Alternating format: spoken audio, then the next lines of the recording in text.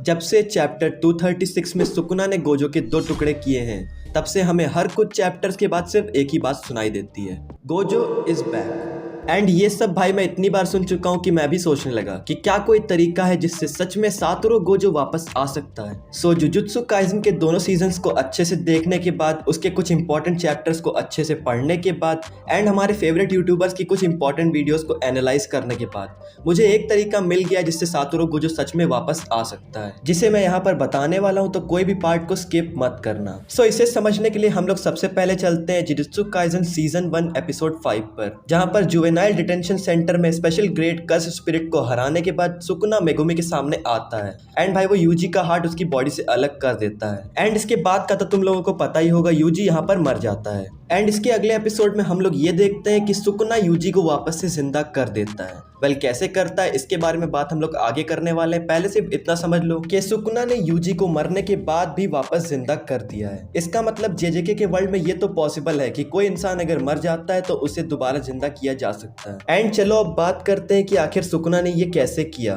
Well ये तो हम सबको पता है कि भाई सुकुना ने रिवर्स कर्स टेक्निक का यूज किया यूजी को हील करने के लिए, बट यहाँ पर भी भाई कई सारे एक्सेप्शंस हैं एंड इनका प्रॉपर जवाब तो हमें एनिमे में देखने को नहीं मिला है। बट एक तरीका मुझे समझ में आया जिससे सुकुना ने यूजी को हील किया होगा। सबसे पहले हमें टोडो और यूजी की कन्वर्सेशन के ऊपर ध्यान देना होगा, जहाँ पर टोडो यूजी को समझाता है कि आखिर कर्स्ड एनर्जी कैसे फ्लो होती है। वेल टोडो यूजी को बताता है कि कर्स्ड एनर्जी हमारे गट से शुरू होती है, जहाँ पर हमारी फीलिंग्स हैं। एंड वो इसका काउंटर पार्ट भी देता है। वो कहता है ऐसे तो जो हमारा गुस्सा है वो हमारे हेड में भी फील होता है, इसका मतलब हमारे सारे बॉडी पार्ट्स एक हैं। एंड शायद यूजी इन सारी चीजों को सीख जाता है, इसीलिए वो कर्स्ड एनर्जी को सीधे अपने फिस्ट में जनरेट करता है, जिसकी वजह से वो ब्लैक फ्लैश इतनी इफेक्टिवली यूज कर सकता है। एंड क्योंकि सुकुना सबसे पावरफुल है भाई, वो इस चीज को एक अलग लेवल पर यूज करता है। वो सीधे अपने इननेट डोमेन से अपने होस्ट की बॉडी में आरसीटी का आउटपुट करता है, यानी कि वो सीधे अपने इननेट डोमेन से यूजी की बॉडी में आरसीटी को यूज करता है एंड इसी का यूज करके भाई वो यूजी को रिवाइव करता है। एंड सिंस तुम लोग ये सारी चीजें अच्छे से समझ गए हो एंड आरसीटी की इंपॉर्टेंस जुजुत्सु वर्ल्ड में जान चुके हो, अब यही कॉन्सेप्ट हम लोग अप्लाई करते हैं आज के टाइम पे।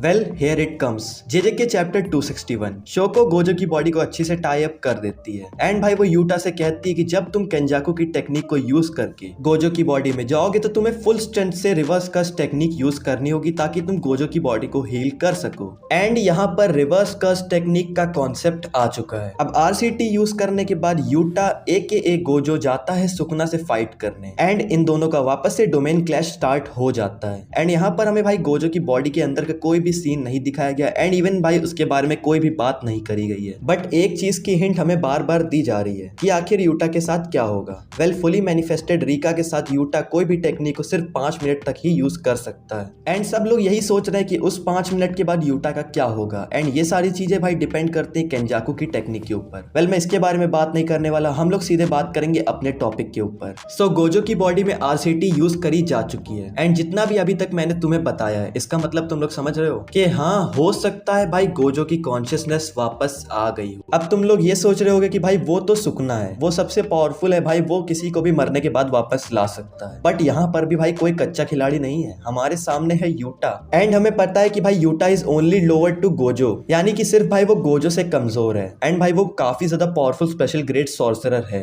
एंड इतना पावरफुल सॉर्सरर जब आरसीटी यूज करेगा तो डेफिनेटली उसका कोई ना कोई असर गोजो की बॉडी पर पड़ेगा, यानी कि गोजो की कॉन्शियसनेस पर। एंड सिंस हम लोग केंजाकू एंड माइतो की कन्वर्सेशन के बाद ये जान चुके हैं कि भाई सोल और बॉडी दोनों अलग अलग चीजें हैं। एंड ये चीज हम लोगों ने शिबुया में भी देखी थी, जब गोजो गेटो से कहता है कि तुम आजाद हो, तो उस समय इवन दो गेटो की बॉडी केंजाकू के कंट्रोल में थी, बट फिर भी भाई गेटो अपने बॉडी पार्ट को मूव कर पा रहा था, यानी कि उसकी सोल या फिर उसकी बॉडी कहीं ना कहीं गोजो की बात को सुन रही थी एंड उसने उसका रिस्पॉन्ड भी किया। एंड इन सब के आगे जो मर्जर होने वाला है वो तो भाई काफी ज्यादा खतरनाक होने वाला है एंड हम सबको पता है कि भाई उन्हें नॉर्मल सॉर्सरर्स नहीं रोक सकते, उसे रोकने के लिए भाई एक पावरफुल सॉर्सरर जैसे कि सुकुना या फिर गोजो ही चाहिए होगा। एंड हमें ये तो पता है कि भाई सुकुना किसी भी चीज को सीरियस नहीं लेता है, तो भाई जो मर्जर होगा वो स्टार्टिंग में जो भी डिस्ट्रैक्शन करेगा सुकुना उसे होने देगा अनटिल एंड अनलेस वो सुकुना पर अटैक करता है, जो कि नहीं होने वाला है। एंड ऑब्वियसली गोजो का वापस आना तो जरूरी है। सो यार that's all I wanted to say, यही एक तरीका है जिससे गोजो वापस आ सकता है। बाकी अगर गेगे सर और कोई कमाल दिखाना चाहते हैं तो वो भाई हम लोगों को आगे आने वाले चैप्टर्स में पता चल ही जाएगा, जिसे मैं इसी चैनल पर कवर अप करने वाला हूं। तो उसके लिए चैनल को सब्सक्राइब कर लेना एंड अगर जानना है कि कौन है इस साल के 5 सबसे बेस्ट एनिमे तो इस वीडियो पर क्लिक करो।